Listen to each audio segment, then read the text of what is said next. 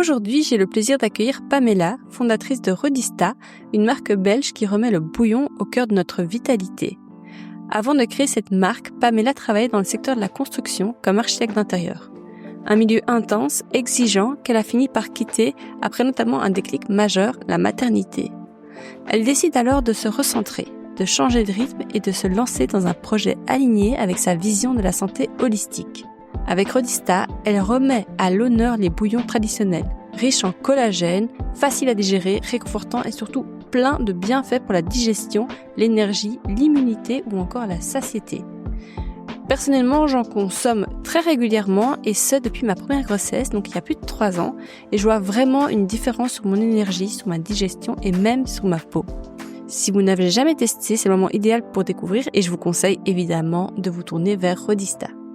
Dans cet épisode, on parle de reconversion, de nutrition, de philosophie alimentaire, d'entrepreneuriat au féminin, mais aussi d'écoute de soi, de sport, de charge mentale et de ce qu'on met vraiment dans nos assiettes. Vous savez que la nutrition, ça me passionne. Si cet épisode vous parle, pensez à le partager autour de vous, à vous abonner à Audace sur votre plateforme d'écoute et à laisser une note de 5 étoiles. Je vous souhaite une excellente écoute.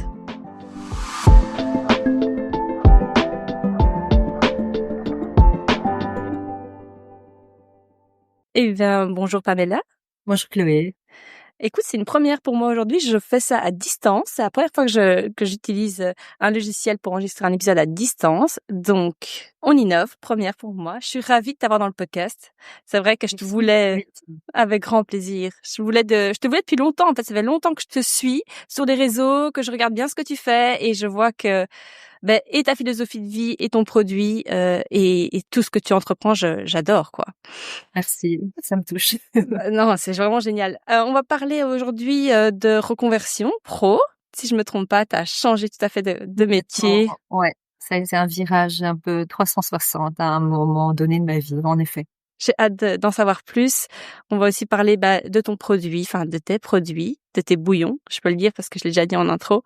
Mais moi, je suis une fan inconditionnelle des bouillons et en fait, j'ai découvert ça à ma grossesse. Donc, j'ai introduit ça durant la grossesse.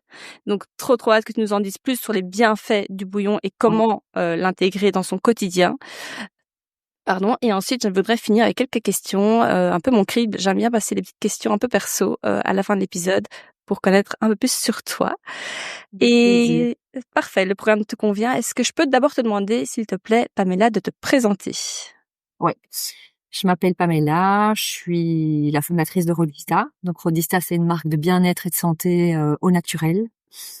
Notre premier produit, c'est des bouillons, comme tu le disais, donc du nom d'élixir. J'ai fait une gamme à base de poulet.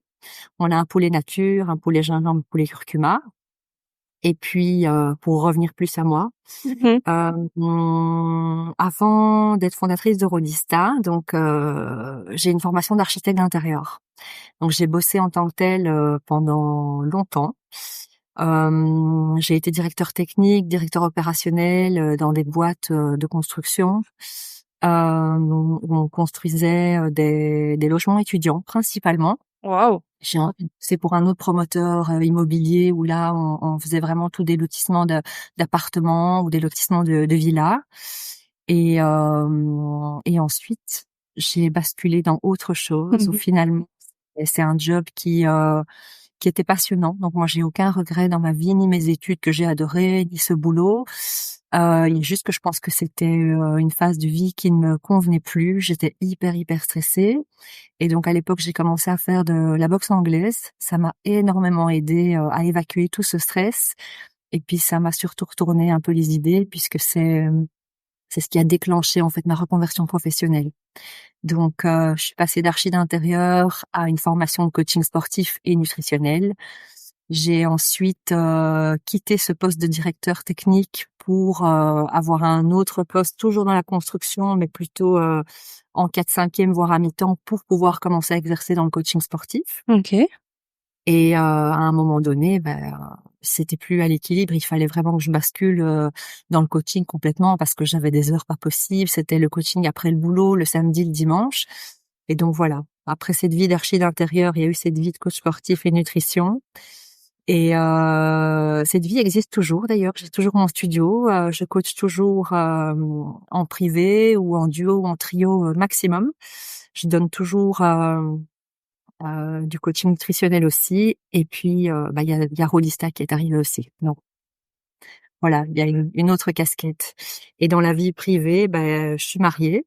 Je suis en couple depuis 22 ans. On est mariés Wow. depuis quoi maintenant 12 ans. Et on a un fils de 15 ans. Oui, Voilà. Et justement. J'allais venir. Est-ce que la maternité a été un de tes déclics pour changer, oui, pour ta reconversion? Oui, tout à fait. ouais, complètement.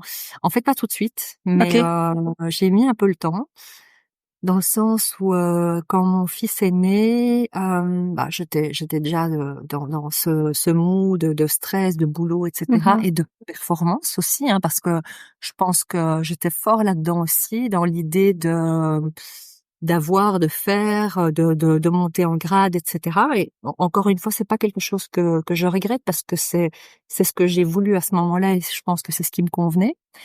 Mais je pense que au moment même, j'ai pas fait le lien tout de suite sur le fait que j'étais quand même pas très très présente et surtout, à la limite, je pense que c'est même pas tellement ça le problème, mais surtout quand j'étais présente, j'étais très stressée, nerveuse. Je pense que je mettais une tension un peu en permanence à la maison, quoi. Et il y a un moment donné où après j'ai un mari hyper présent qui s'est fort fort occupé de notre fils et qui s'en occupe toujours beaucoup aussi. Et il me disait quoi que le matin le petit était difficile à ce moment-là et bon moi j'entendais mais comme tu sais tout était quand même géré au quotidien, je trouvais pas que c'était un problème en soi jusqu'à ce que je vois les crises parce qu'en fait si tu veux moi je partais très tôt le matin, je partais genre à 7 heures et j'avais choisi l'école en fonction de l'heure d'ouverture et de fermeture en fait. Donc c'était une école Mmh. qui ouvrait très tôt à 7 heures et qui fermait à 18h30. Ouais. Voilà. Après c'était comme ça, c'était une période comme ça. Je me posais même pas la question de savoir si c'était bien, pas bien, mais c'est vrai qu'il arrivait un des premiers et il partait dans les derniers, donc je pense que ces journées étaient hyper longues, fatigantes et tout. Et en plus, je pense que comme j'étais stressée, quand je le récupérais en fin de journée, Mmh. heu, probablement, je sais, en fait, c'est pas probablement, les premiers mots que je disais, c'était: «Dépêche-toi», il fallait qu'il se Ouais. dépêche et c'était pile à ce moment-là qu'il mettait pas sa veste, qu'il se jetait par terre, que ça devenait n'importe quoi. Et en fait, ça ne faisait que me stresser et m'énerver en plus. Et donc, à un moment donné, je me suis vraiment dit: «Mais c'est affreux, ce temps qu'on passe ensemble, on passe, on est tendus, on s'engueule, ça met une tension». C'était vraiment pas gai. Et en effet, je pense qu'à ce moment-là, je crois qu'on a été consultés en famille parce qu'on se disait: «Ouais, mais le petit est nerveux» et cetera. Je crois que le gars nous a vus 2 fois et il m'a vraiment fait comprendre que j'étais peut-être trop en mode, fonctionnel, un peu robotisé.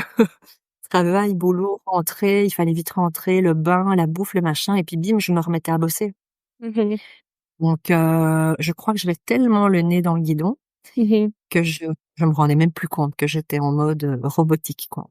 Donc clairement qu'à un moment donné, ça m'a fait prendre du recul, de me dire: «En fait, cette vie-là, moi, je la veux pas. Je la veux pas, quoi. C'est pas ça». En fait, j'avais pas imaginé une vie de famille comme ça, en tout cas, Mmh. donc Tu t'y retrouvais plus, quoi. Tu étais plus alignée avec, ben, la pas mère du que tout, tu voulais être. C'est vraiment c'est ça qui a complètement. été le déclic? C'était l'alignement dans ta vie, Oui, ton rôle de oui, maman? quand même, parce que je pense que bon, il y avait le boulot qui était très Bien stressant, sûr. mais à côté de ça, je crois que j'étais triste comme une pierre, hein, de savoir Mmh. que voilà, on s'engueulait, je rentrais, et cetera. C'est et ce petit bout, qui avait rien demandé, qui restait à l'école super longtemps, et cetera. Donc vraiment, je pense que, en effet, je sais que quand j'ai remis ma démission, mes boss de l'époque, se tombaient de leur chaise et en un coup, ils me disaient: «Écoute, si tu veux, on te met en 4/5e, on te met à mi-temps, mais ne pars pas, reste». Mais sauf qu'avec un poste de direction, tu peux pas en fait, être à mi-temps, c'était pas possible. Et puis voilà, là, de toute façon, j'avais l'impression qu'il fallait vraiment tourner la page et faire autre chose et être disponible, Mmh. être disponible. Et ça, sincèrement, c'était vrai quand il était petit. Aujourd'hui, il a 15 ans et je trouve que c'est toujours aussi vrai, tu vois? Ah oui, Là, mais je me rends bien ouais. j'ai eu beaucoup, beaucoup d'events et ces 2 derniers mois, un peu moins présente. Bon, 15 ans, c'est aussi un peu l'âge charnière, tu vois, où voilà, t'es en pleine adolescence et on ressent quand même hein, que si on n'a pas assez de temps de qualité, il y a quelque chose il y a un couac, quoi. Mmh. Et donc voilà, Donc tu tournes vers le sport et la nourriture, vers le bien-être parce que le sport, oui. nourriture, ça va vraiment avec un ensemble, une vie plutôt, alignée, axée wellness, bien-être. Quand est-ce que Rodista naît dans ton esprit? C'est quoi la genèse du projet? Alors, le coaching sportif et nutrition, ça a démarré full-time en 2019 OK. et si tu veux, je Ah. trouvais quand même que lors de mes coachings en nutrition, avec toutes les connaissances que j'avais eues, il y avait quand même des gens que je ne parvenais pas à aider. Parce que encore une fois, tu vois, ça se saurait, hein, s'il y avait un programme qui convenait à tout le monde. Parfois, tu as des gens qui perdent du poids de telle manière, tu as la voisine qui veut faire pareil, ça marche pas. Donc, je voulais aller plus loin. Il y avait des choses qui, pour moi, n'étaient pas assez personnalisées. Il y avait quelque chose d'holistique qui manquait à tout ça. Tu vois, beaucoup de théories et tout ça, mais il y a quelque chose qui manquait. J'avais entendu parler du profilage alimentaire. Mmh. Je me suis penchée là-dessus. J'ai suivi la formation et Tu sais nous en dire plus? C'est quoi le profilage alimentaire? J'ai jamais entendu parler de ça. mais écoute, c'est vraiment, c'est basé sur plusieurs types de tests qui vont vraiment regarder la personne de manière complètement holistique. Donc sur son état au moment X, au moment où elle répond à ses questionnaires, sur ses antécédents, c'est ta santé physique, mais aussi c'est ta santé mentale, et ça va permettre vraiment, tu as un moment donné où tu vas pouvoir vraiment même mettre le doigt sur des choses dont tu n'avais même pas connaissance, comme par exemple des éventuelles allergies à certains produits de nettoyage que tu utilises. Enfin, tu vois, tu as parfois des gens qui comprennent pas pourquoi ils ont tel et tel type de problème de peau. Mmh. Alors on revient sur Le gluten, la les lactose. exactement et in fine, en faisant toutes ces analyses, tu arrives vraiment à aller mettre le doigt sur certaines choses bien précises, tu vois? Et Mmh. donc là, moi, ce que je trouve toujours intéressant, c'est de pouvoir prendre une personne dans sa globalité, tu vois? Mmh. Tu n'es pas juste un intestin, un estomac, un cerveau. À un moment donné, tu peux avoir des symptômes au niveau de ton ventre, mais ça peut venir de ta tête, c'est ton mental qui est surchargé ou inversement, tu peux avoir, comme moi j'ai eu à l'époque, des plaques au visage et finalement, j'avais beau mettre toutes les crèmes que je voulais, le problème était plutôt intestinal. Donc on n'est pas juste un problème, on n'est pas juste un symptôme, il y a tout un truc autour qui fait que moi tout ce qui est holistique me parle beaucoup plus. C'est hyper Donc intéressant. c'est vraiment une technique qui reprend ça, c'est vraiment intéressant franchement. Et moi, si tu veux, de base, l'idée était de faire cette formation pour consulter en tant que, thérapeute dans le profilage alimentaire. Dès les premières heures de formation, on a commencé à parler de bouillon parce que c'était un des remèdes qui allait être pour toutes les personnes. Et donc, moi, tu sais, à ce moment-là, j'avais 40 ans. Si tu veux, j'ai jamais eu d'acné de ma vie. Oui, désolée, t'entends mon chat miauler. T'inquiète. Pas de souci, tu vas entendre mes enfants aussi crier, c'est l'heure. Mmh. Je n'avais jamais eu de problème d'acné et Mmh. à 40 ans, là, j'ai eu des poussées de plaques sur le visage. Je vais voir un dermato, on me met sous antibio, on me dit que c'est de l'acné rosacée. Pas Mmh. vraiment de l'acné, vraiment des plaques. Et qu'il y a pas vraiment de solution, mis à part le fait de prendre des antibiotiques, et cetera. Ah. Je me fais ma bombe d'antibio, tout va bien, hein, ça calme l'inflammation. Je l'arrête, bim, c'est reparti. Sauf que c'est un antibio qui était quand même assez puissant, tu sais, où tu dois quand même tous les X semaines faire une prise de sang, contrôler ton foie. Donc, tu te doutes bien que c'est pas génial. Dès que j'arrête, bim, ça recommence. Donc, cette formation démarre. Moi, je suis là avec mes histoires de peau en me disant, franchement, je vais le faire, ce bouillon. On va voir ce que ça donne, quoi. J'ai rien à perdre. Et en effet, ça m'a calmée, mais tout de suite. Vraiment, ça a été assez miraculeux. L'inflammation s'est Oui. calmée.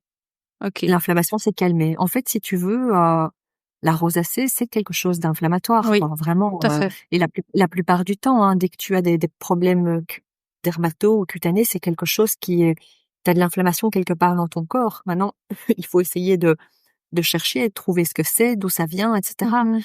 Et en tout cas, moi, je te dis, ces antibiotiques, ça faisait le job de, comment je vais dire, calmer les symptômes, mais ça ne Ça ne calmait soignait pas pas la cause, ouais. Ah non. Donc tu vois, tu peux toujours mettre du baume sur la pointe de l'iceberg, mais tant que tout le reste en dessous est en train de flamber, bah, ma foi, tu viens juste mettre un peu de vernis sur le tout, mais voilà, ça calme rien. Et donc, écoute, finalement, donc ce bouillon a démarré comme ça pour moi. Et donc j'en faisais des litres pour moi, mais en même temps pour mes clientes aussi qui venaient. Elles repartaient après leur coaching sportif, elles repartaient avec leurs petites bouteilles. Euh, et puis surtout après j'ai ma mère qui a été traitée contre un cancer du sein, en monothérapie, et un des problèmes qu'elle a eu après ce traitement, c'est d'avoir une polyarthrite rhumatoïde.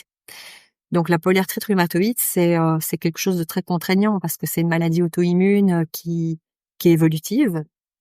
Et une fois que tu l'as, tu ne sais plus jamais t'en séparer. Ça va un peu par palier. Tu as des espèces de moments où tu as des poussées, donc tu as tes articulations qui gonflent, qui rougissent, qui se déforment, et c'est douloureux.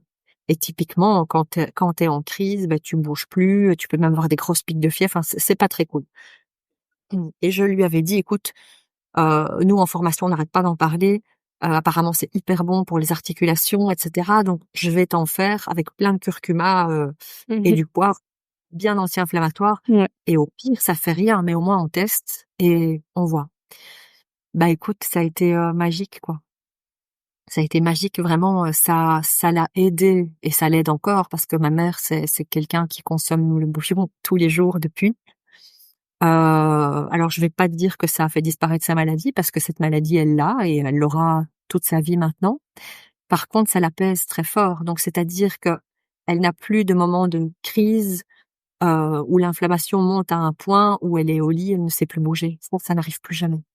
Et elle me le dit par contre qu'effectivement, si je sais pas, on s'est pas vu, je suis en vacances ou quoi que ce soit et qu'elle a pas eu ses bouillons, les douleurs reviennent.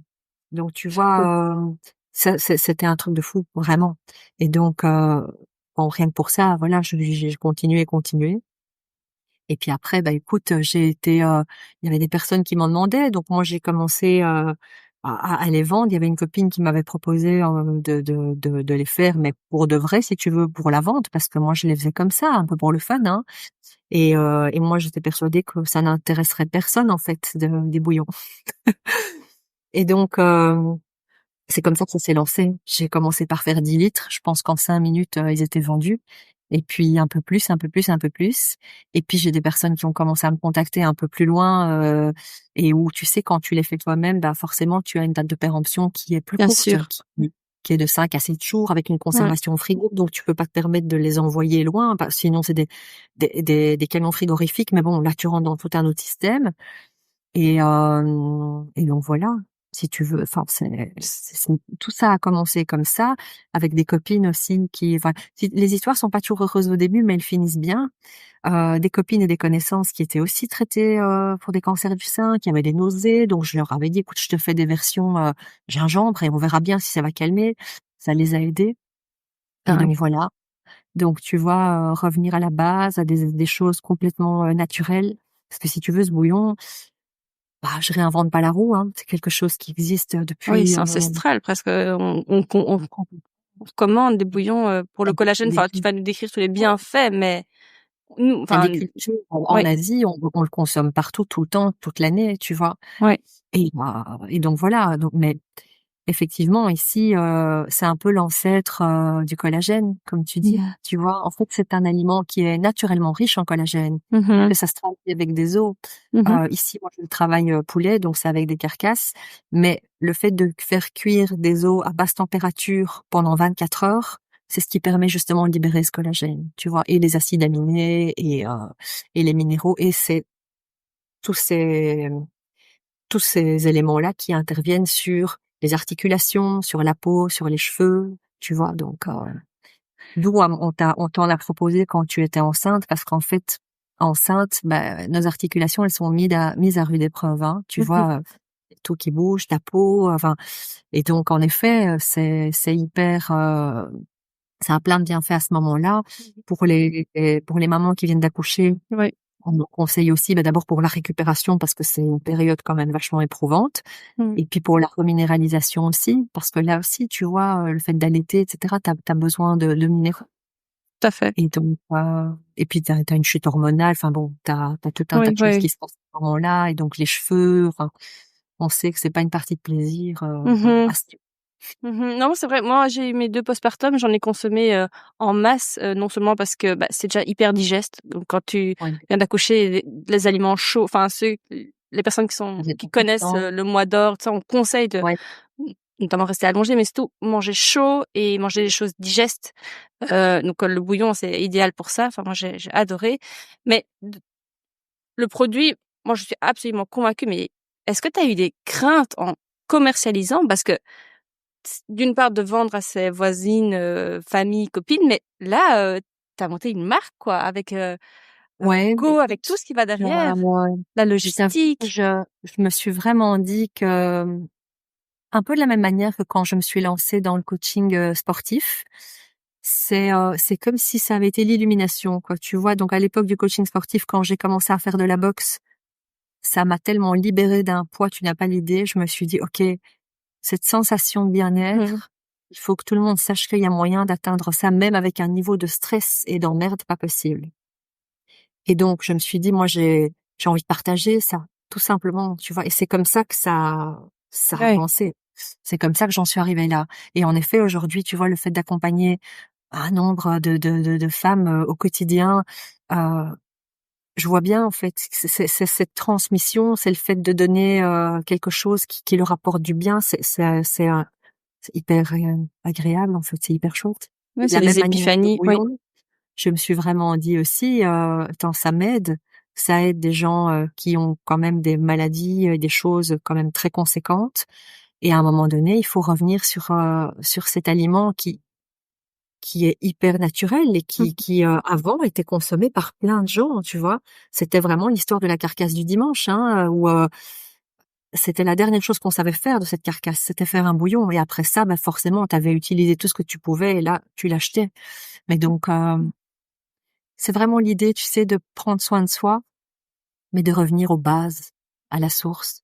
Parce que tu vois, aujourd'hui, tu vas avoir, et à juste titre, et on en a besoin, tu vois, en tout cas, tout ce qui est complément alimentaire, mais je pense que tu as des gens qui ne se basent que là-dessus et qui ne partent pas du bon sens de dire, OK, qu'est-ce que j'ai d'abord besoin pour fonctionner?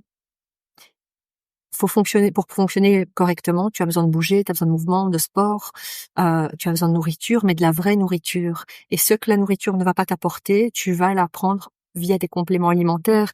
Tu ne peux pas commencer par les compléments alimentaires et puis de temps en temps manger sainement à côté, tu vois. Il Mmh. faut d'abord avoir tes vrais apports, quoi. Et je pense qu'aujourd'hui, on a le sentiment comme ça, tu vois, que parce que tu vas ingérer des gélules, des trucs à boire comme ça, des shakes de tous les côtés. Alors oui, il faut prendre tout ça de bonne qualité et ça passe à ta base, quoi. Il faut revenir à la source. Et donc pour moi, il y a plein de remèdes, dont les bouillons, qui te permettent d'être limite en détox toute l'année, hein, parce que tu vois aujourd'hui on te vend des cures détox à gogo, sauf qu'en fait, il y a moyen de ne pas surcharger ton foie comme ça un peu toute l'année et donc tu te sens mieux et tu te sens bien tout le temps. Comment Et tu pardon, excuse-moi, je te coupe. l'idée de Rodista, c'est ça, tu vois? Ouais, ouais. Le nom Moi, d'ailleurs, Rodista vient d'où? écoute, je suis à Rhodes-Saint-Genèse, donc Ah! ça vient enfin Rodista, il y a une partie de Rhodes et la fin du mot, c'était foodista, donc tu sais, une fan de nourriture, de photographie de nourriture et donc C'est génial. écoute, ne me demande pas, c'est arrivé un matin comme ça. Bah, je Très trouve ça génial. naturel. Même la typo Donc, et tout est super belle. Je trouve que le logo est beau. Enfin, tu as aussi ça, tu vois, de l'archi qui te reste. Ce je goût pour le pense. beau, on l'a vu avec tes stands. Moi, j'ai vu, c'était magnifique. Enfin, ce que tu as créé, Merci. ton univers, c'est vraiment, vraiment beau. C'est Oui, après, tu vois, je crois vraiment que dans la vie, rien ne sert à rien, en effet. Tu vois, parce que je crois qu'effectivement, ce côté artistique, créatif, il est là, il fera toujours partie de moi, voilà. Donc, et en effet, ce stand, finalement, euh, j'ai dessiné, enfin, tu vois, c'était quelque chose de naturel de le faire moi-même mmh, mais c'est vrai que même le bureau de com avec lequel on a bossé, je pense que c'était cool parce que je crois que je savais tellement ce que je voulais que, tu vois, il y a eu un aller-retour, quoi. Il y en a pas eu 2, 3, ils sont 4, un d'idées. seul. Donc le client la plus simple qu'ils oui, connaissent. bah, j'avais déjà tellement fait, tu sais, Ouais. j'avais déjà tout préparé en disant voilà, il y a ça, il y a ça, il y a ça, il faut des éléments comme ci, comme ça. Et in fine, ça a été pondu hyper rapidement. Mais bon, ça c'est quand tu sais exactement ce que tu veux aussi, c'est Mmh. plus simple, tu vois. Donc C'est quoi les défis pour toi aujourd'hui avec Rodista? ah ben écoute, c'est de continuer parce que Rodista en fait les premiers produits c'est des bouillons. Mais bon, j'ai enregistré la marque l'année dernière et en enregistrant la marque, moi j'ai déjà 12 Mmh. produits qui doivent sortir. Donc Waouh! il y a déjà 12 descriptions de produits, mais qui seront pas spécialement tous alimentaires. Donc Waouh! voilà, mais tout va Hâte. tourner autour du bien-être, de la femme aussi beaucoup. Mmh. Et Mais les donc bouillons, voilà. c'est pas exclusivement, féminin. Les hommes peuvent Non, boire du bouillon. du Oui, tout. oui, Le hein. bouillon, il est vraiment fait pour tout le monde, hein, tu vois. Après, naturellement, moi, je vois bien, c'est plus souvent les femmes qui l'achètent. Alors les maris en consomment aussi, les enfants aussi, hein, Oui, clairement. chez moi, ils en boivent aussi. Évidemment, mais c'est vrai que la plupart du temps, j'ai l'impression que c'est la femme qui, en tout cas, amène cet aliment à la maison, tu vois. Comment tu conseilles de le consommer, enfin, de le consommer, au quotidien? Comment conseilles-tu, de prendre Rodista au quotidien? Alors nous, l'idée de Rodista, c'est vraiment de l'intégrer dans ta routine comme si tu le buvais comme une tasse de thé ou de café. Et donc l'idéal, c'est de te prendre ta tasse à jeun. Mmh. Hem, Pourquoi? Parce qu'en fait, si tu veux, le bouillon, ça vient un peu, travailler comme, ça vient un peu tapisser, si tu veux, ton système digestif. Et donc si c'est ton premier aliment, bah, c'est l'idéal parce que tu viens vraiment c'est la première chose qui vient nourrir ton intestin, qui vient réveiller, ton système digestif, donc c'est vraiment l'idéal. Maintenant, j'entends que pour certaines personnes, c'est pas encore gagné, qui sont encore très team café ou thé ou autre chose à jeun. Et donc à ce moment-là, ne fût-ce qu'une tasse par jour, à un autre moment où tu sais juste avant ton premier repas alors, mais une tasse par jour, c'est déjà super. Après, tu vois, on a beaucoup de personnes euh, qui ont besoin de perdre du poids ou qui ont l'envie de perdre du poids. Et à ce moment-là, on préconise vraiment de prendre une tasse avant chaque repas. Parce que c'est pas comme une tisane, c'est pas juste aromatisé et chaud, c'est vraiment nourrissant en fait. Moi, je vois bien, d'ailleurs, il y a des moments, tu sais, parfois t'es occupé, t'as pas le temps. Je sais que je me fais ma tasse de bouillon et je suis partie pendant 2, 3 heures où je sais que je vais pas avoir besoin de manger absolument, ça va me caler et que je peux du coup, attendre. Ou pareil, tu vois, si tu as eu une journée avec un resto le midi et cetera, tu te fais ta tasse de bouillon, ton bol de bouillon le soir, tu sens vraiment que tu mets ton système digestif au repos, quoi. Et après, on a aussi, la manière, tu sais, où tu veux te faire, une détox vraiment sur la journée, où là, tu consommes que du bouillon sur une journée ou 2. On a des personnes qui nous le commandent quand elles vont partir en cure détox, tu sais, quand elles partent en jeûne, donc pour faire des descentes alimentaires, pour faire des remontées alimentaires, donc voilà. Pour toi, quelle est ta relation à la nourriture aujourd'hui? Tu l'as étudiée, tu as créé un produit autour de la nourriture. Quel est ton rapport à la nourriture? Pour moi, elle est saine. Elle est saine parce que je me prive de rien. Jamais je me prive de chocolat, j'en mange tous les jours. Par contre, je suis hyper exigeante sur, la qualité. Tu vois, je vais préférer ne pas manger que manger quelque chose qui est pas quali. Mmh. Ça, c'est un peu le revers du truc, c'est que c'est con, tu vois, mais tu dans un aéroport ou t'es dans une gare, tu faim, tu vois qu'il y a que des crasses, bah je suis pas capable d'aller acheter un truc comme ça, tu vois? Ouais.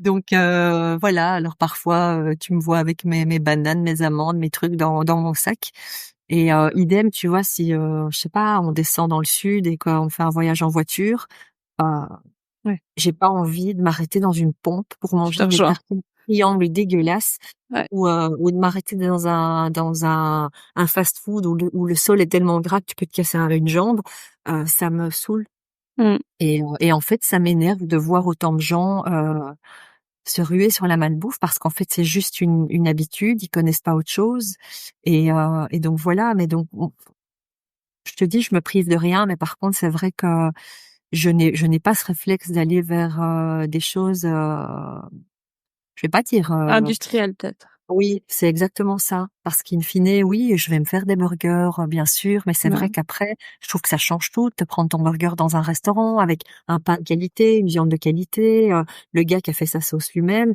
et d'aller dans un fast-food où en fait, au moment où tu l'as fini, tu te sens ballonné à mort et 2 heures plus tard, t'as la dalle, quoi, parce que Mhm. t'as nutritif là-dedans. Donc voilà. 100%. Alors voilà, mon rapport, c'est ça. Maintenant, peut-être que parfois, je suis un peu, comment je vais dire, j'impose un peu certaines choses à la maison parce que c'est finalement moi qui cuisine et c'est moi qui fais les courses, donc je peux imposer ça. Avec Mais ton c'est vrai. fils, ça va? Ouais, bah écoute, après il y a ce qu'il y a à la maison et puis il y a le reste. Je veux dire, tu Mhm. sais, quand il va faire son sport, il va chez des potes, il part. Bah, là, ce qui se passe en dehors, c'est en dehors. Mais c'est vrai qu'à la maison, on n'a pas. En fait, il y a pas. Tu vois, et je pense vraiment que c'est une bonne chose parce que s'il y avait, tu sais, moi j'ai grandi dans une famille où finalement dans le frigo on avait des étages entiers de canettes de soda, hein. Ah bon. Moi j'ai grandi comme ça, on trouvait ça limite à l'époque c'était normal, tu vois. C'est complètement fou quoi. Élevé au sucre en fait, tu vois, tout le temps. Alors j'ai pas spécialement développé Une d'addiction, addiction. euh, mais moi je vois aujourd'hui que chez la plupart des gens c'est ça. Tu Quel vois, alors on a conseil tu donnerais, pardon, excuse-moi, je te coupe, c'est un peu un décalage. Quel conseil tu donnerais maintenant oui, au début de l'été? J'imagine qu'il y a peut-être quelques auditrices qui veulent un peu s'alléger pour l'été, disons. Est-ce qu'il y a des grands conseils que tu donnerais, que le tu plus grand conseilles? conseil, c'est d'abord c'est de s'écouter parce que tu Mmh. sais, je trouve qu'aujourd'hui on entend beaucoup de tout. On entend beaucoup parler de jeûne intermittent. Oui. Je pense que ça peut être bien pour certaines personnes, mais je pense surtout qu'il faut rien s'imposer. Tu sais, il y a des matins, tu te lèves, t'as faim. Si t'as faim, mange. Et par contre, si t'as pas faim, Mmh. passe ton tour et ne mange pas de peur d'avoir faim dans une heure, parce qu'il y a de ça aussi. Il y a toujours le fait de se dire j'aurai pas le temps à ce moment-là, donc je mange déjà. Et finalement, tu envoies des drôles de signaux à ce corps. Le faire manger quand il a pas faim, le priver de nourriture par contre quand il t'en demande. Donc première chose, c'est s'écouter. La deuxième chose, c'est que si tu prends un petit déj, tu passes aux protéines, clairement. Mmh. Donc, c'est-à-dire que tu vas te faire des œufs, tu vas te faire un saumon, tu vas te faire quelque chose éventuellement de gras avec un, un avocat, mais en tout cas, tu ne commences pas ta journée par quelque chose de sucré. Ça, c'est vraiment bon. On a tous été habitués pendant longtemps à ça, hein, tu sais. Il y a plein d'endroits où voilà, le petit déj c'est encore le croissant, c'est la baguette confiture, ou pire encore les céréales hyper industrielles, pleines de sucre, enfin. Donc ça, c'est vraiment pour bousiller ta journée. Et donc direct la démarrer en étant crevé en fait, tu vois. Mmh. Donc ça, Oui. c'est vraiment le truc. Et par contre, ce que je trouve aussi hyper important, c'est, tu sais, souvent, fin de journée, sur les coups des 5 heures, là, quand t'as fini de bosser, t'as un petit coup de down, t'as parfois faim. Euh, et là, la plupart, moi, de mes clients, ils rentrent chez eux, ils sont un peu en mode boulimique, tu sais, avec un bout de chocolat, un truc. Enfin, tu Fromage. mélanges tout parce que t'as la dalle, donc tu manges tout et n'importe quoi. Là, par contre, vraiment, c'est de se dire, bah, je me la joue alors en mode apéro. Tu te fais tes bâtonnets de carottes, tu te prends ton houmous, tu te prends ton guacamole, tes olives, et tu vas être calé. Mieux encore, si tu as encore un œuf cuit dur qui est là, prends-le. Mais vraiment, essayer de se dire, je prends quelque chose de consistant, mais de sain, et pas passer d'un truc à l'autre, en plus de manger tellement vite que t'as même plus le temps de ne pas avoir faim, quoi. Tu vois, tu ne sens pas la satiété arriver, hein. Donc, ça change tout parce que c'est vraiment les goûters, mais les goûters salés, hein. Mmh. Donc, le fait de ne pas à chaque fois t'apporter ton sucre, ton sucre, ton sucre, à un moment donné, t'en as de moins en moins envie aussi quand même, hein. C'est une habitude, hein. Toi, quel est ton aliment, sauveur là? Moi, c'est les œufs durs, c'est vrai que j'en consomme. Hop, un œuf Oui. dur, ça me cale bien et hop, c'est reparti. C'est facile à glisser aussi dans son sac. Est-ce que toi, tu as un aliment Bon. comme ça que tu recommandes? Les œufs d'office. Ouais, Alors, il y a aussi, ce que je mange, peut-être, allez, je vais dire au moins 3 fois par semaine, c'est tout ce qui est petits poissons gras, tu ouais. vois? Tout ce qui est Sardines, maquereaux, ouais, maquereau, sardines. ouais, Je trouve que pareil. c'est hyper facile à emporter aussi. Alors bon, c'est pas super pour l'odeur quand tu te réveilles avec, ta petite boîte, mais je trouve que ça te cale hyper bien. Et après voilà, c'est vrai que j'ai toujours, un avocat, des amandes, qui sont là, des olives, et je trouve que ça c'est le bonheur, quoi. Tu vois, quand quand tu un peu faim et que Mmh. tu même pas l'impression, en fait, d'abord de te frustrer. parce que t'es là avec ton houmous et tout. Enfin, moi, en tout Oui. cas, j'ai pas le sentiment que ça me frustre, c'est plutôt bon. Et effectivement, quand j'ai vraiment, vraiment la dalle, l'œuf dur, je trouve ça nickel, quoi, tu vois? Ou même un bon yaourt, hein. Moi, je te dire, un bon yaourt, crémeux, entier, parce que là aussi, je préfère de loin prendre quelque chose d'entier, de vrai, avec de la bonne graisse, plutôt que de basculer sur un light qui finalement est ridicule. Tu n'as plus rien là-dedans, tu vois? Et où tu peux te mettre quoi, quelques graines de chia, quelques amandes, même un bon miel cru, tu vois? Avoir des vrais bons aliments. En fait, je suis convaincue que si tu ne consommes que des aliments de qualité, il peut rien se passer de terrible, tu vois? Mmh. La même chose, je parle souvent du lait, parce qu'il y a beaucoup de personnes aujourd'hui qui se disent intolérantes et qui probablement, à un moment donné, le sont, parce que sans doute qu'ils en ont trop consommé pendant des années. D'où, bêtement le bol, de céréales, hein. Tu vois tout le Oui. lait que tu as bu pendant des années. Oui. Mais, le problème en lui-même, c'est pas tellement le lait, c'est ce qu'on en fait, tu vois? C'est le transformer à UHT, donc on le fait, monter à des températures très élevées, ce qui le modifie. Mais boire un lait cru qui vient de la ferme, avoir un beurre au lait cru qui vient de la ferme, alors on a oublié le goût. Je veux dire, tu vois, il y a des gens qui se disent: «Bah, attends, c'est dégueulasse, ça a un goût, limite, rance», mais ça, c'est le vrai goût des aliments, quoi, tu vois? Sucré, transformé, et avec ce lait-là, il t'arrive rien en général, hein, tu vois? 100%. Donc voilà, Quel est toi ton rapport, au sommeil? il est bon, Oui? il est plutôt bon, ouais, ouais. Alors Il a toujours été bon? Ouais. de temps en temps, une petite insomnie ou l'autre, mais c'est pas souvent, quoi. Franchement, c'est pas souvent. Moi, j'ai beaucoup de rituels, quoi, hein, tu vois? Donc le soir, je ne sais pas dormir si j'ai pas pris une douche chaude, c'est Ah! évident. Je dois prendre une douche chaude. Sinon ma nuit est pourrie, ça c'est d'office. Et j'ai l'impression, tu sais, que c'est comme si c'est un peu le Mmh mh. point final Mmh. à la journée, quoi. C'est le truc, où finalement tout part, dans l'eau, quoi. Tu vois? Même les moindres stress qui resteraient, et quoi qu'il arrive, je lis. Je lis, dans mon Mmh. lit. Donc là par contre, parfois je peux lire tard, quoi. Et Oui, tu couches tard? Tu te couches tard? ouais, enfin oui, pour moi c'est déjà tard, c'est pour moi 23h30, minuit, c'est hyper tard. Ouais. Je suis déjà crevée, tu vois? Mais plus tard que minuit, non, là, c'est l'enfer. J'ai besoin quand même de dormir au moins 7 heures. Ouais. Mmh. Après, tu vois, il y a quand même tout le sport que je fais, quasiment au quotidien. Raconte-nous, Donc, tu fais quoi? Tu fais toujours de la boxe? Boxe anglaise? boxe, j'ai Toujours? arrêté. Et OK. j'ai eu un accident en boxe où, j'ai pris un mauvais coup, et donc Aïe, j'ai eu ouais. un os qui s'est brisé au niveau de l'oreille interne. Ce qui me vaut en fait que toute l'année je m'entends parler, tu vois? Comme quand tu Aïe, es ouais. vraiment, malade, donc je m'entends, en permanence. Au début, c'était très, très dur, mais tu sais, on s'habitue à tout, et puis surtout, j'avais beaucoup de perte d'équilibre parce qu'avec Mmh mh. l'oreille interne, quand il y a un problème, tu es quand même, parfois pas Ouais. super. Ah bah, je suis moi-même sourde d'une oreille et j'ai la Ouais, même chose, problème d'équilibre. ouais, c'est pas, et après, tu vois, ce qui est pas trop mal, enfin, tu vois, moi, je suis convaincue que les choses n'arrivent pas par hasard dans Mmh. la vie, hein. C'est qu'on Je dort pense très que bien. mon corps m'a envoyé un tas de signaux, Mmh. de: «Tu fais trop, tu vas trop Mmh mh. loin, tu fatiguée». J'étais crevée, mais j'allais boxer 4-5 fois par semaine, c'est 3/4 d'heure, 1 heure de corde. Enfin, à un moment donné, qu'est-ce que je cherchais? Je veux dire, à part trouver l'épuisement à nouveau, franchement. Et donc je pense que mon corps m'a envoyé des signaux, et j'ai pas écouté. Et je t'assure qu'après avoir reçu ce coup, j'ai eu une commotion cérébrale. Et j'ai pas remarqué tout de suite, en fait, hein, parce qu'au début, j'ai tout mis sur la fatigue, le stress, machin, enfin un peu comme d'hab, tu sais, un peu autruche.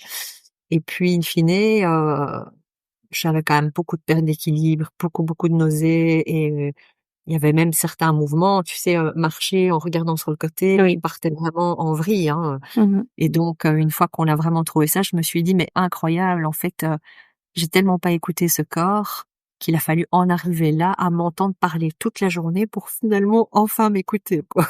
Tu vois?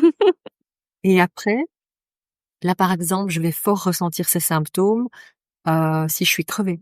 Si de nouveau je re-rentre dans un cercle où je suis épuisée, hop, les symptômes reviennent très fort. Par contre, maintenant, je connais, donc ça veut dire plus, plus de repos, un peu de méditation, un peu de respiration et revenir à quelque chose d'un peu plus posé et les choses se rééquilibrent. Donc je pense que ça n'a pas été une partie de plaisir d'avoir ce truc, mais in fine, tu vois, ça sert. Et le sport maintenant, ton rapport au sport, quel est-il aujourd'hui? Plus sain qu'avant aussi. Mmh. Je crois que quand je l'ai, moi en fait à ado, j'étais pas spécialement sportive, donc c'est-à-dire que moi j'ai souffert de scoliose. Je sais pas si tu vois ce que c'est. Bien Donc sûr. c'est Colonel. ta colonne qui, j'avais ça dès mes 2 ans. Et si tu veux, de mes 2 ans à mes 12 ans, j'ai été traitée par kiné 2 à 3 fois par semaine en me disant ben voilà, ça va passer, etc. Et puis j'ai bêtement changé de généraliste vers mes 12 ans, parce que le nôtre avait pris sa pension. Et là, je crois que le gars a failli tomber de sa chaise quand il m'a vue, parce que j'étais un peu Quasimodo, quoi. J'étais vraiment de travers, mais très trop fort. Et donc, bah, il nous a envoyé, moi et mes parents à ce moment-là, chez un orthopédiste qui nous a dit, bah ok, c'est une scoliose quand même qui est assez poussée, on va traiter par plâtre, par corset, et si Mmh. ça ne va pas, opération. Là, j'ai eu la totale, quoi. Donc, Oh, ouais, j'ai eu des plâtres pendant des semaines, puis rechangé de plâtre, puis des corsets. Mais alors, tu sais, le corset, c'était le machin ouais. de là, là, que j'enlevais juste le temps d'une douche. Puis je dormais avec, je passais ma vie avec. Je l'ai gardé 5 ans, et au bout de 5 ans, ben, cette scoliose continuait à évoluer. Donc, on a attendu que j'ai fini ma croissance, et puis on m'a opéré. À Voilà. l'adolescence alors?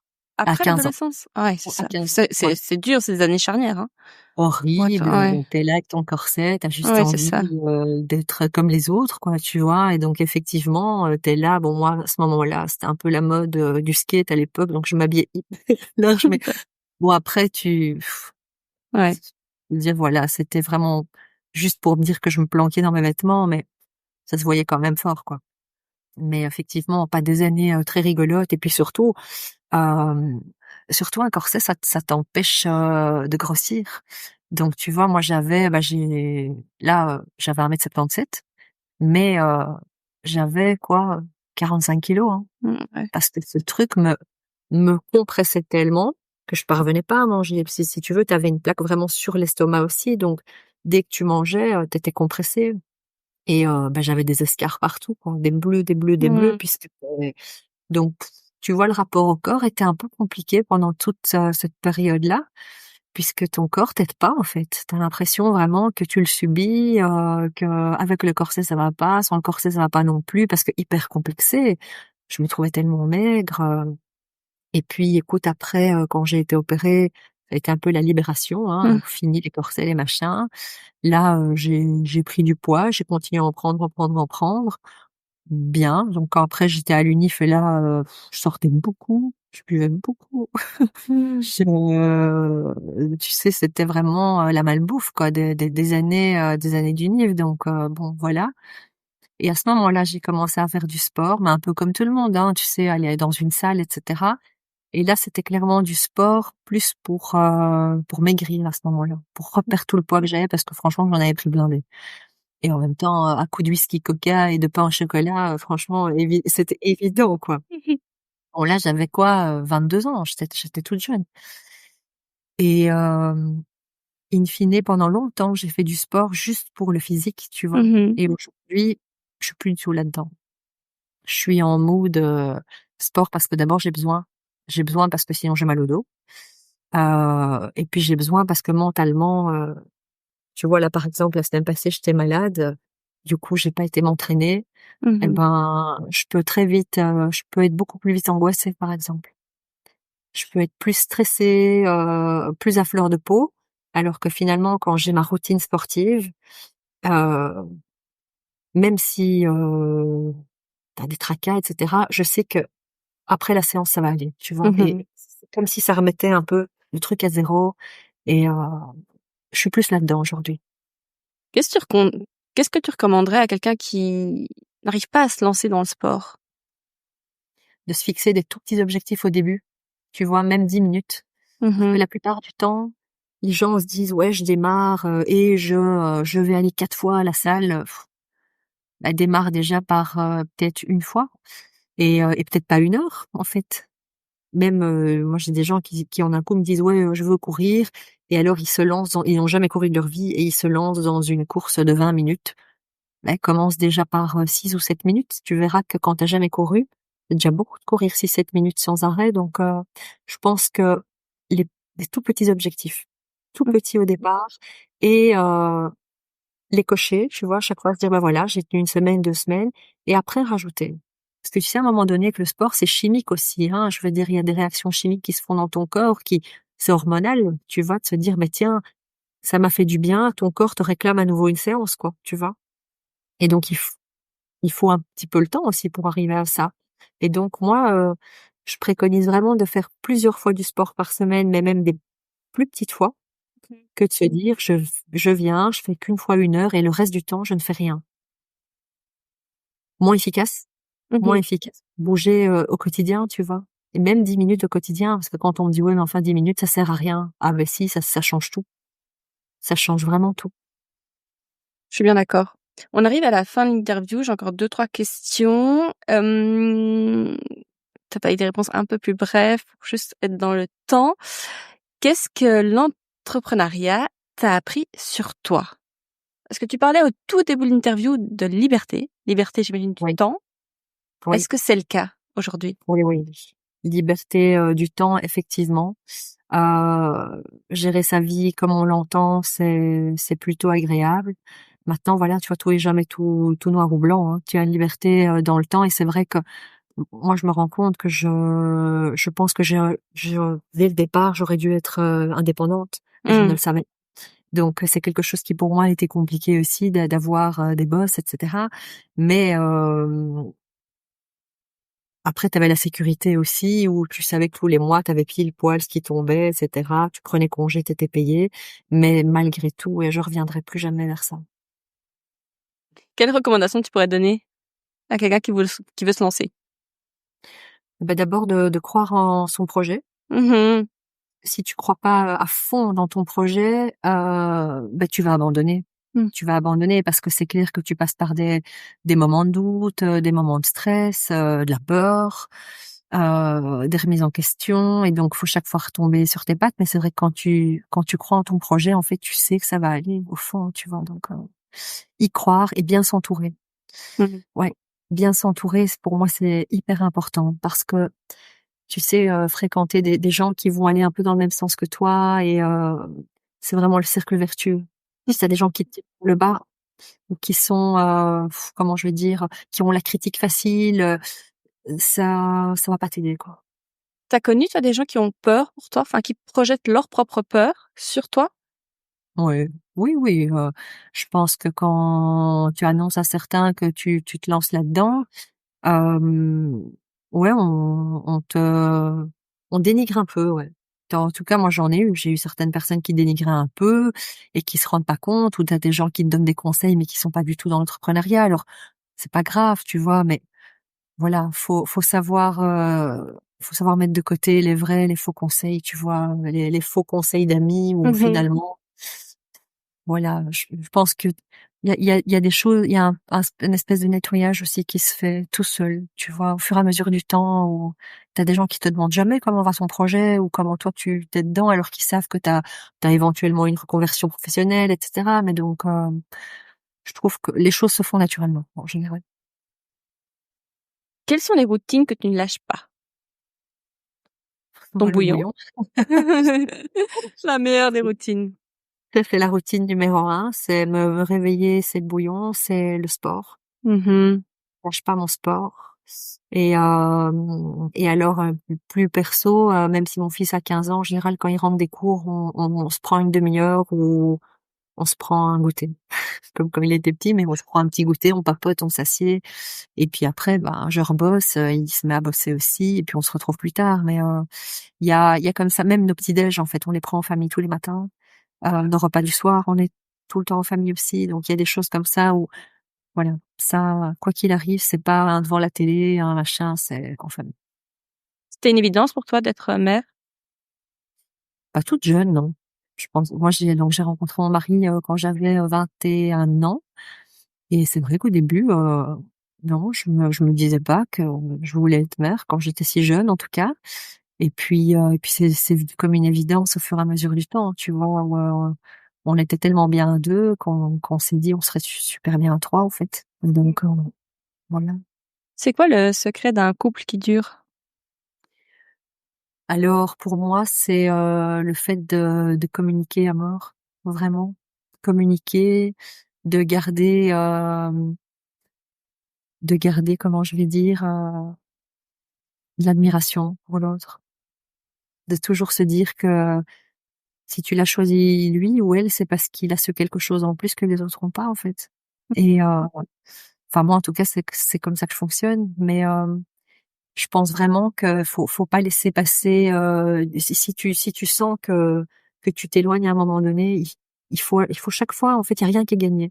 Pour moi, il y a rien qui est gagné. Tu vois. Même Oui, je là, te nous, rejoins. On c'est vraiment. choisit chaque jour d'être ensemble, je trouve. Nous, on se répète souvent avec mon mari, on le choisit d'être ensemble. Je suis entièrement d'accord aussi et de se dire qu'en fait. Tu choisis avec qui tu veux être, mais tu choisis Mhm. aussi comment ça doit être. Tu vois, Mhm. s'il y a des choses qui ne conviennent pas, dès le départ, ça doit être une personne avec qui tu dois pouvoir communiquer sur ce qui va, mais sur ce qui va pas. Nous, après, c'est vrai qu'on est vachement fusionnels, tu vois, on partage tout le temps. Je crois qu'on s'appelle 3-4 fois par jour, hein, depuis 20 ans. Tu vois. Donc, toujours mille trucs à se raconter. Donc, moi, Il fait part de l'aventure Odista? Enfin, part, mais oui, il oui, est il, impliqué, clairement, oui, il s'implique, il m'aide à fond. Donc, toujours soutenu. toujours soutenu, toujours. Mais à la limite, même quand j'ai peur ou quand c'est lui qui va me Mhm. pousser. Tu vois, même Mhm. le fait de basculer en tant que coach Oh, sportif complètement, c'est lui qui m'a poussé en me disant, maintenant, c'est bon, t'y vas, fonce, t'as plus envie d'être là-dessus. Donc, c'est clair que ce qui te bloque, c'est la peur. C'est vrai que moi, la peur, enfin, on en rigole souvent parce que avant que je commence une phrase, il va me dire, ouais, on sait ta peur. Oui, d'office. Mais donc voilà, c'est sûr que c'est lui qui me pousse quand même mm. aussi, parce que si tu m'écoutais, j'aurais peur de mon ombre, quoi, tu vois. Donc ouais, C'est franchement, beau, c'est beau. je le soutiens à fond, à fond, à fond. Donc Dernière question, Pamela. Comment tu arrives à garder l'équilibre entre ta vie pro, ta vie perso et ton bien-être? pas toujours évident, c'est pas un truc linéaire, tu vois. Je dirais qu'il y a il y a des choses que je ne lâche pas, donc c'est ce qui me permet d'être plus ou moins à l'équilibre. Maintenant, ces dernières semaines, je trouve qu'il y a eu moins d'équilibre parce qu'il y a eu énormément. Mais voilà, je m'en rends compte. Je pense que je ne laisse plus le truc aller trop loin. Quand je sens que voilà, trop de fatigue, trop de ci, trop de ça, essayer de revenir à des choses plus calmes. Mais en tout cas, il y a des choses que je ne lâche pas. Comme je te disais, sport, euh, manger correctement, enfin toutes ces choses-là, moi c'est ça mon équilibre aussi. Et mon équilibre, c'est aussi de passer quand même beaucoup de temps en famille. À nous trois, tu vois, à nous trois ou à nous deux avec mon mari ou juste moi, mon fils, parfois on se fait juste des tête à tête. Mais ça, pour moi, c'est l'équilibre à fond. Tu vois, il y a tout qui peut trembler, mais ça peut pas, quoi. Écoute, merci beaucoup, c'était vraiment passionnant. Merci pour ton temps et ton Ouais, honnêteté, merci ta à toi. transparence. Merci Pamela. Bah, merci beaucoup à toi, Di.